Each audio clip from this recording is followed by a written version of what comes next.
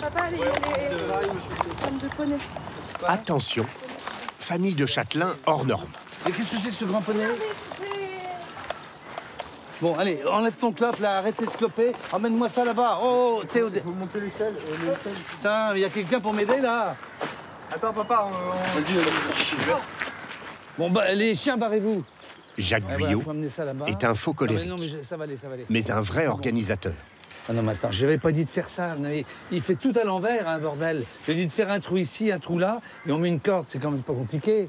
Bon, allez, où est-ce qu'on en est, là, les gars, là? Pas le temps de bavasser, là. Michael, faut enlever votre voiture? Vous êtes dans le jus, là, Ouais, oh, oui. On court partout, puis on oublie l'essentiel. Là, on va ouvrir dans 1 heure, et les tarifs sont même pas installés. Alors le problème, c'est qu'après, tout le monde se renvoie la balle, et bon, voilà, c'est comme ça. Bon, allez, on va y arriver. Dans 1 heure, les portes du château s'ouvrent. Animation, spectacle équestre, toute la famille est mobilisée. L'organisateur, c'est Lancelot, le fils aîné. J'ai aimé. Ah, ça, c'est bien fait. Alors ça... Autour de lui, ses parents, ses 2 frères et sa sœur. Faut que j'aille en racheter chez ça. Ah bah oui, c'est ça. Papa, avec Xavier, il faut que vous soyez en place à 13h30, 13h45 maximum. Maman, tu seras avec, du coup, Charlotte à la taverne, à la boutique. Le boss nous fout une pression terrible, hein, redoutable. Hein. Bon, tout le monde sait ce qu'il a à faire. Midi au pavillon dessert. Allons-y. Bon, on se retrouve sur L'événement, payant, est destiné à financer la rénovation des lieux. Car Jacques et Catherine ne sont pas seulement propriétaires. Ce sont d'abord des raccommodeurs de châteaux. L'enclos des poneys, là. Une passion qu'ils ont transmise à leurs 4 enfants. À eux 6, les Guyot possèdent 5 châteaux, un peu partout en France. Le père et la mère, Jacques et Catherine, sont propriétaires de Bridoire, dans le Périgord. Un chef-d'œuvre médiéval du XVe siècle. Lancelot, l'aîné, 26 ans, a racheté la Ferté-Saint-Aubin dans le Loiret à ses parents. Une demeure de la fin du XVIe siècle.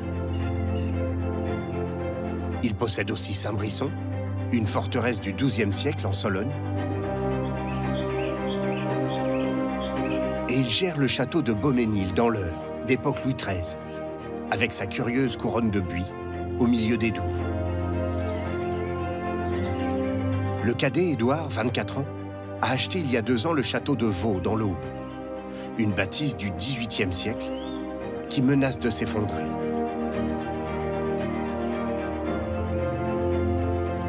Alice, cavalière émérite, s'occupe des spectacles de la famille, après avoir géré dès 18 ans son propre château en Bretagne. Louis, le petit dernier, 20 ans, n'a pas de château, mais il joue un rôle dans l'aventure familiale.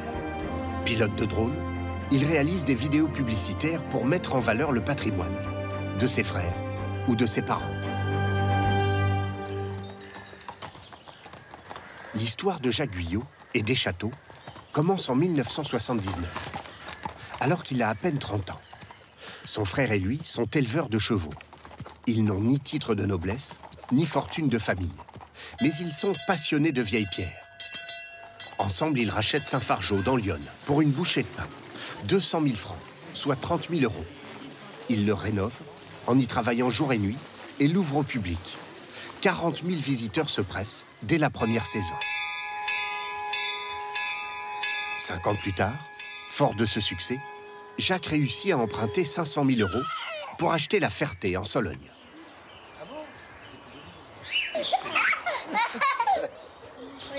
Il y installe sa famille. Regarde, Lancelot avec sa petite valise. Ah oui, la petite raie, tu sais. Une vie d'aventure.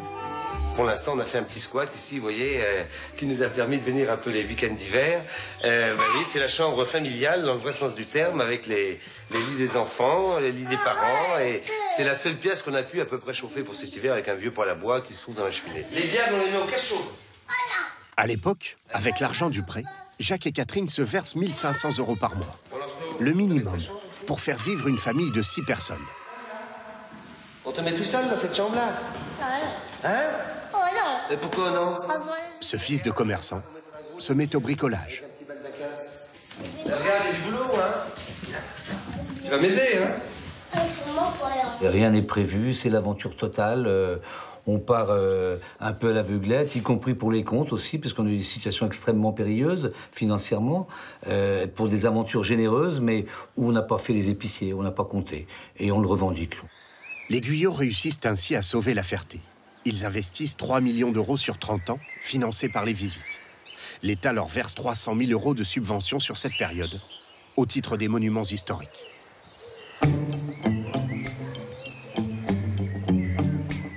Aujourd'hui, ce sont les enfants du couple qui se lancent dans ce genre d'aventure insensée. Édouard, le deuxième fils des Guyot, l'expérimente depuis 2 ans à Vaud, près de Troyes. Les rénovations pourraient durer 30 ans. À 22 ans, il a fait une folie. Il a racheté 500 000 euros ce gigantesque château du XVIIIe siècle à l'abandon, grâce à ses parents, qui se sont portés caution pour l'emprunt. Ces journées, une succession de petits chantiers. Aujourd'hui, réhabilitation d'un escalier avec de l'enduit à la chaux-florentine. Il est un peu trop liquide, la chaux, là. Mais bon, on va le faire. On l'appelle la gâchée, comme au XVIIIe siècle. Je pense qu'un châtelain qui ne sait pas faire une gâchée de chaux, voilà, doit être ou très fortuné ou peu passionné par son travail. Mais en tout cas, voilà, c'est pas sorcier, comme on dit. Il n'est ni l'un ni l'autre, et à 24 ans, dispose déjà d'une bonne dizaine d'années d'expérience. Comme j'étais à Cancre à l'école, j'ai fait autre chose et vu que j'ai raté mon bac, j'ai bossé pour mes parents et c'est là que j'ai appris à gérer un château, tant l'hiver sur les travaux que l'été avec les visiteurs. Aucune pièce du château n'est habitable. Édouard vit pourtant sur place, dans d'anciennes écuries réaménagées. Il y en a un qui est content quand on passe à table. Viens. Il est tout seul, et c'est la vie qu'il souhaite, pour l'instant. Il dit j'ai pas vraiment le temps de déjeuner, alors je fais plutôt un petit frichti. Rapide. À côté d'un château qui a été édifié il y a 300 ans, c'est des lieux qui sont chargés d'histoire, donc quand on est seul à traverser sa cour et qu'on le vit en tant que propriétaire, et tout ça à 23, 24 ans, enfin franchement, je sais pas qui peut en dire autant. Je sais pas qui a envie de vivre ça non plus. C'est une chance, de mon point de vue, mais c'est un fardeau du point de vue de quelqu'un d'autre, peut-être. En tout cas, pas du mien. Édouard n'est pas totalement fou. Il a acheté Vaud aussi pour ses dépendances, qui lui permettent de gagner de l'argent. Toute l'année, il loue ses pièces. Elles avaient été rénovées par le précédent propriétaire. Là, on est dans la grande salle de mariage, où on accueille plus de 200 personnes. On a opté pour une décoration très épurée, poutres apparentes, des lustres. L'an dernier, il y a reçu 30 mariages et séminaires. Là, on est dans la bibliothèque, donc c'est là que les enfants vont pouvoir dîner pour alléger un petit peu la salle à côté, ou alors qu'on va pouvoir servir un café pour un séminaire, par exemple. Ces dépendances lui permettent aussi de loger une centaine de personnes. Chiffre d'affaires en 2017, près de 200 000 euros. Bon, c'est une goutte d'eau, vous me direz, pour faire les travaux du château, mais ça a quand même le mérite de fonctionner. Et voilà, sur 10 ans, ça fait quand même 2 millions d'euros si on se débrouille pas trop mal. Il faudrait 10 millions d'euros pour rénover entièrement le château. Ah, vous avez fait bonne route? Ouais. Quand le découragement le guette, il appelle sa famille en renfort. On est content d'être chez toi, mon vieux. Sympa. Et c'est magnifique. Hein. Impeccable. La forme? Salut maman. Ça va? Ouais. Pas trop froid? Non. Non. Ça va. Vaud a été abandonné pendant un siècle. Pillé aussi. Les 3000 mètres carrés sont donc entièrement à refaire. Comment alléger le... Putain, il fait froid, là, disons. Comment alléger le plafond? Au 2e étage, le plancher menace même de s'effondrer. C'est pas tout, quoi. C'est ça le problème. Là, on est dans le pire endroit, là. Ouais, là, ça fait carrément une cuvette, là. Ah oui. Bon, là, c'est étayé en dessous, là. Non, pas ici. Bon, attention. Ah ben là, on est sur un château de cartes, là. Hein. Là, c'est extrêmement fragile. Moi, je rentre plus dans ces pièces. Hein. Est-ce que dans le fond, vous pourriez abandonner? Je pense pas que ce soit insurmontable, non. Sinon, je serais même pas là. Mais c'est vrai que, bon, pour parler clairement, ça fout les boules. Jacques n'est pas inquiet. Ils finiront par trouver les solutions. Il est surtout là pour rassurer ses enfants. Et en tout cas, ils sont sympas, ces petites chambres-là. Bon, il faut faire l'entablement de la fenêtre, la cheminée a disparu, le plafond est en train de se casser la figure. Mais enfin bon, à part ça, c'est authentique, quoi. Mais parfois, malgré toute leur bonne volonté, l'aventure tourne mal. C'est ce qui est arrivé à Alice, la seule fille de Jacques et Catherine, il y a 2 ans. Tout était parti d'un coup de foudre, au château de Landal, en Bretagne. C'est ça qui m'a fait craquer. Complètement par rapport à La Ferté, où on est au bord d'une ville. Là, on était vraiment dans une bulle de 120 hectares de nature complète. Une allée cavalière d'1,2 km, des prés, des herbages, j'en rêvais, une petite ferme. Non, c'était incroyable. Ces images datent de 2012. À l'époque, le propriétaire, une fondation, n'arrive plus à entretenir le château et appelle les Guyot à la rescousse pour rénover les lieux et l'ouvrir au public. C'est Alice qui relève le défi. Elle a 18 ans. Cette fois-ci, les Guyot n'achètent pas le château, mais Alice en devient le gestionnaire pour le compte de la fondation. Elle s'installe sur place et demande à une vingtaine de bénévoles de l'aider. Alors c'est ça les vieilles portes, voilà. Elle abandonne ses études d'art. La fondation ne lui verse pas de salaire. Elle vit avec 400 € d'argent de poche. Voilà, c'est pas grand-chose. Il n'y avait pas de chauffage, une petite douche. Voilà, c'était la salle de bain familiale qu'on partageait avec les stagiaires, avec tous ceux qui vivaient l'aventure avec nous. Donc c'était vraiment une espèce de camping. Là, on prenait nos repas dans la grande salle à manger du château, mais qui était complètement... voilà, il y avait juste un petit coin de table. Donc, mais c'est ça qui était excitant, c'était que c'était vraiment... on partait de zéro et on vivait l'aventure à fond. En 3 ans, ils parviennent à refaire entièrement 3 pièces. Avec notre charpentier qui nous suit dans tous nos travaux, papa au carreau. Ainsi qu'une partie du parc et de la toiture. Alice a le secret espoir de racheter le château et de vivre de l'argent des visites. Mais l'endroit est trop isolé, dans une zone peu touristique. Alice et la fondation doivent renoncer à leur projet. C'est vrai que quand ça marche pas, bah, on laisse tout. Et puis, voilà, les vieilles pierres, c'est comme une vieille personne, il faut en prendre soin. Et donc, quand on s'en va avec notre valise et qu'on se dit, bon, bah, on sait pas ce que le château va devenir, ça fait mal. 2 ans plus tard, Alice est salariée par ses parents. Elle est retournée vivre chez eux, dans le Périgord. Bridoire a été racheté par les Guyot il y a 10 ans. Alice ? Ouais, je suis là. Et Louis, il est où ? Ici, la rénovation est terminée. Mais la famille doit dépenser chaque année 400 000 €, rien qu'en frais d'entretien. Je m'occupe du rez-de-chaussée, j'allume les bougies, la sono, je fais les caves. Hier, il manquait clairement des stylos. Louis, tu files dans la petite salle à manger arrière, là, et tu allumes les chuchotements. Ok. Bon, et on se retrouve à l'accueil dans 5 minutes. Ouais. Pour 1 500 € par mois, Alice conçoit les activités pour attirer les visiteurs. Pour cet hiver, un jeu de pistes sur le thème des châteaux hantés.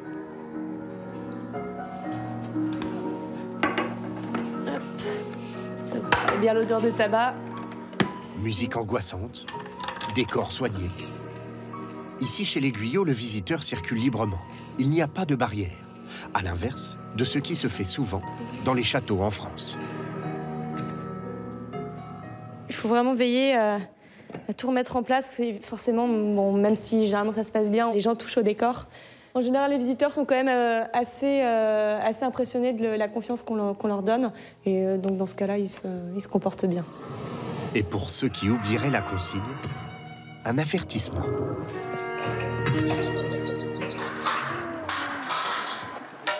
Bienvenue à Bridoire, bonjour. On est presque à l'heure, là. Pour éviter d'avoir à embaucher, Jacques s'occupe lui-même de la caisse. Prix d'entrée, 8,50 € pour un adulte. Et voilà. Alors. Un enfant et un adulte 14 €. Merci beaucoup, bon après-midi. Et n'oubliez pas de voir la jeune fille pour la chasse aux fantômes. Elle va vous expliquer tout ça. Hein. Okay. D'accord.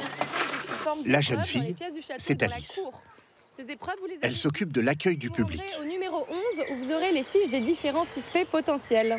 Donc n'essayez pas d'effrayer les fantômes, hein, ils sont quand même assez peureux. Mais si vous avez de la chance, vous pourrez en croiser quelques-uns. Hop, c'est le chef d'équipe. Allez Théophile, on te suit. Bonne chasse. Merci. Parmi les visiteurs aujourd'hui, la famille Samier. Ils ont fait 100 km pour venir. Ils connaissent déjà Bridoire et reviennent à chaque nouvelle animation. En tout et l'indice sur l'identité du fantôme. C'est une dame. C'est une marque. Le plaisir des interdits, écouter aux portes, regarder par le trou de la serrure ou se pencher au-dessus d'un vieux puits. C'est simple, voilà, il n'y a pas de tablette, il n'y a pas de télé, mais voilà, c'est vraiment très très simple et on se retrouve en fait au Moyen-Âge, c'est très bien. Le pari d'Alice et de ses parents a fonctionné et le bilan de la journée est très bon. 358 visiteurs et... 358 visiteurs pour un total de 2620 €. Donc c'est une très bonne journée. C'était pas tout à fait prévu. On pensait faire à peine la moitié de ce qu'on a fait aujourd'hui et ce qu'on a fait les jours précédents. Donc la bonne nouvelle, c'est que on a fait une arrière-saison incroyable. Voilà. L'an dernier, la fréquentation du château a doublé. 60 000 visiteurs pour 500 000 € de chiffre d'affaires. Peut-être grâce aux efforts d'Alice. Parmi les 5 châteaux de la famille, 2 seulement permettent aujourd'hui de dégager des bénéfices. Bridoire, mais aussi la Ferté, qu'ils ont vendu à leur fils aîné. Bon, ouais, à la Ferté. À la Ferté. On va à l'essentiel. Voilà. C'est quand même les 30 ans de la Ferté cette année. 30 ans, oui. Et voilà, on sera resté dans l'histoire de la Ferté pendant 30 ans et on passe le flambeau cette année. Dans la file de la salle à manger avec les... Jacques et Catherine vivent désormais de leur château. Ils se versent un salaire, 4 000 € pour eux deux. Prendre leur retraite, hors de question, surtout depuis que leurs enfants les aident. Le billard était beau, le billard était beau. On aura envie d'en sauver plus parce que je me suis rendu compte que des choses que je pensais impossibles moi, ils l'ont rendu possible.